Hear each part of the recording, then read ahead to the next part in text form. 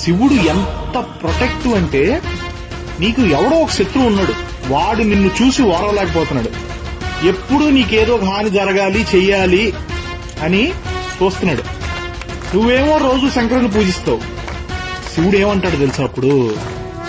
నా ఎగ్జిస్టెన్స్ ని నమ్మి నేను ఉన్నానని మనసా వాచా కర్మణ నమ్మి కొలిచే నా భక్తుడికి హాని చేయాలని చూస్తే వాడు తప్పు చేసినా సరే, ఐ మెన్షన్ ఇట్, వాడు తప్పు చేసినా సరే నాకు వదిలే, నువ్వు వేయగలిగిన దానికన్నా పెద్ద శిక్షే వేస్తా. తండ్రిగా నా భక్తుల మీద నాకు ఆ హక్కు ఉంది.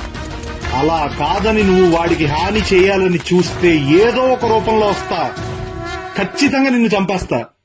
ఆ చంపడం కూడా అలా ఇలా కాదు, మళ్లీ ఇంకో జన్మెత్తాలి అన్నప్పుడు నీ ఒంట్లో ఆఖరి రక్తపు కణం కూడా బెదిరి చచ్చేలా చంపుతా అంటాడు శంకరుడు.